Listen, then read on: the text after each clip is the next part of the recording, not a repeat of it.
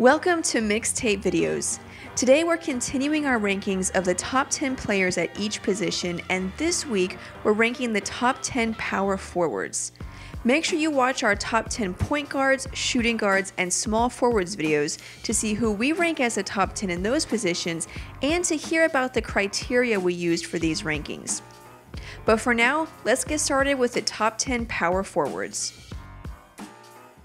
Number 10, Kevin McHale. There's some talk that McHale owes his fame to playing on some legendary Celtic teams alongside Larry Bird and Robert Parrish. But did you know that McHale was often the team's second leading scorer despite being mostly a bench player? He won 6th Man of the Year twice and, of course, 3 championships with the Celtics. And he did his fair share of the work in earning those titles. He's 8th all-time in total blocks for the playoffs, 3rd in offensive rating for the playoffs, and 17th in win shares for the playoffs. Despite not being the most athletic guy on the court, McHale used his incredibly long arms and deadly post moves to score over defenders. When McHale entered his so-called torture chamber, there was pretty much nothing defenders could do to stop him. Number 9, Jerry Lucas. At 6'8" and 230 pounds, you wouldn't think Jerry Lucas would be able to compete in the NBA. But not only did he compete, he dominated, especially as a rebounder, averaging nearly 16 per game for his career, putting him below only Wilt Chamberlain, Bill Russell, and Bob Pettit in rebounds per game. In fact, he's one of only 3 players, alongside Chamberlain and Pettit, to average more than 20 points and 20 rebounds in a season. He's 16th all-time in total rebounds and averaged over 18 rebounds a game 5 times in his career.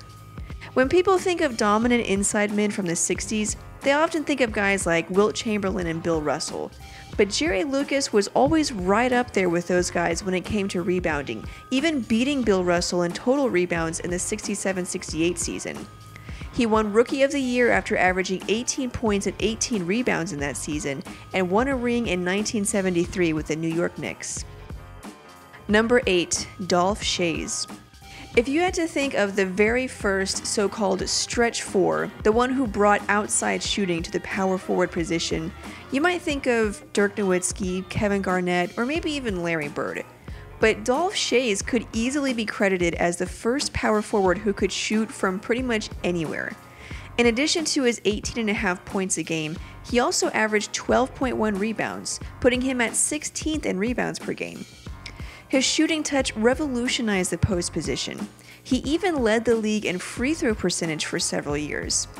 Schayes was the NBA's first superstar, performing in the very first NBA Finals and first All-Star game.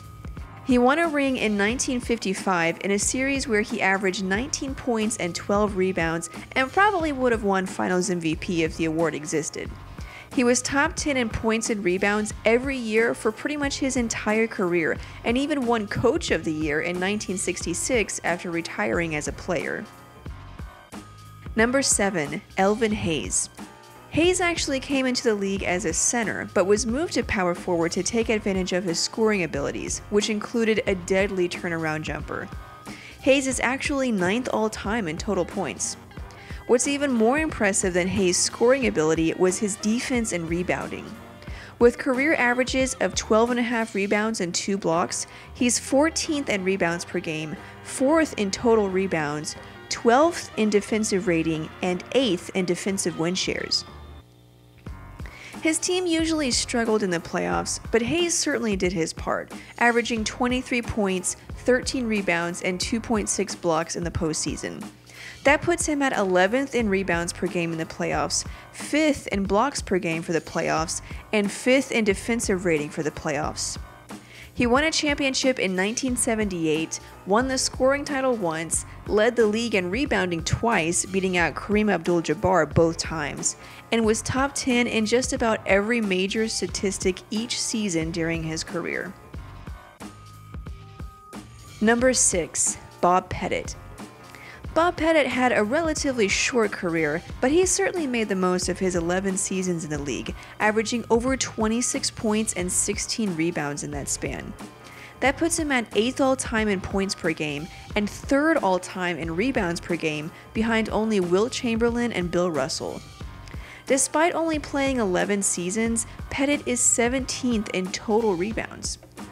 People will make the argument that the competition wasn't as high back then, and that's why a guy like Pettit could have seasons where he averaged 30 points and 16 rebounds.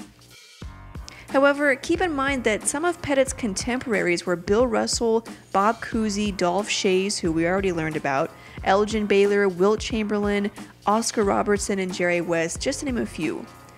With only 8 teams in the league at the time and those players sprinkled throughout, Pettit's 26 points and 16 rebounds are impressive. He's also 4th all-time in rebounds per game for the playoffs and 12th in points per game for the playoffs. He won league MVP twice and a championship with the St. Louis Hawks in 1958. Number 5. Chales Barkley.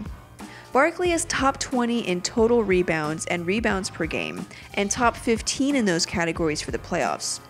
He's 13th in total rebounds, 15th in offensive rating for the playoffs, and cracked the top 30 in total points and points per game for the regular season. To further highlight Barkley's dominance, think about this. He's one of only 5 players who have compiled at least 20,000 points, 10,000 rebounds, and 4,000 assists. All of this is even more impressive when you consider the fact that Barkley was only 6 feet 6 inches tall. Despite being around half a foot shorter than his opponent, Barkley averaged nearly 12 rebounds and 1 block per game for his career. Chales Barkley earned the League MVP award in 1993 when he averaged 25 points, 12 rebounds, 5 assists, and about a steal and a block per game. Number 4. Kevin Garnett. Now, there may be some of you who put KG much higher than 4, and that's fine. Honestly, he's had a great career.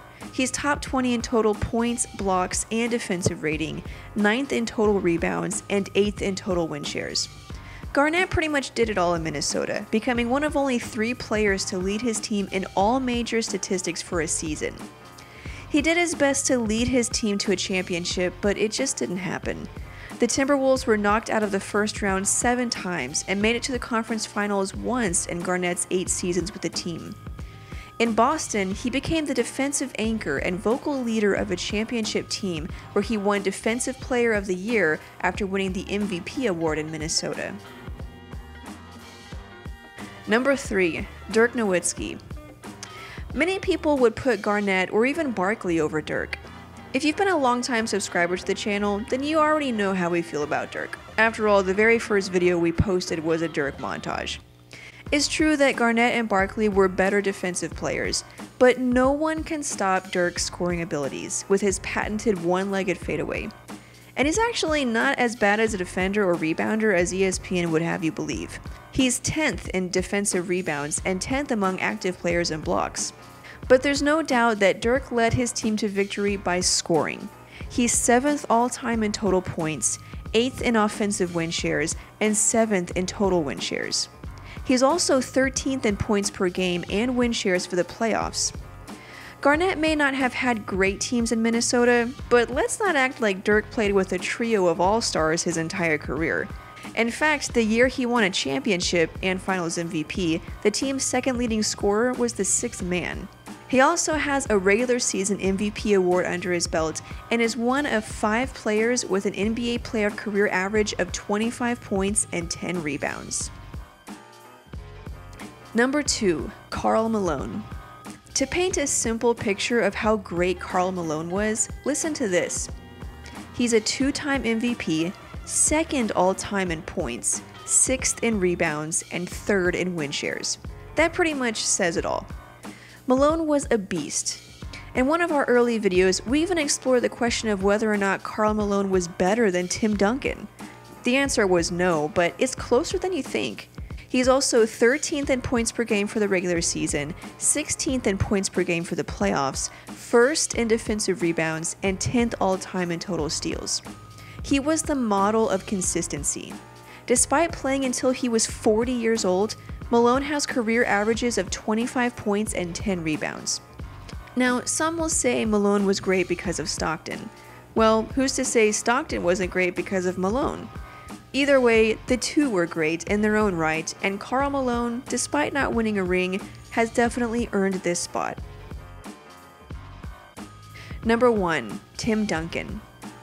Duncan is the obvious number 1 choice, and it's not even close. He's a 2-time MVP, 5-time champion, and 3-time finals MVP. That pretty much says it all. He's excelled in every facet of the game. Now, it's true that Duncan has had some great teammates over the years, not to mention one of the greatest coaches ever, but Duncan has still earned this spot.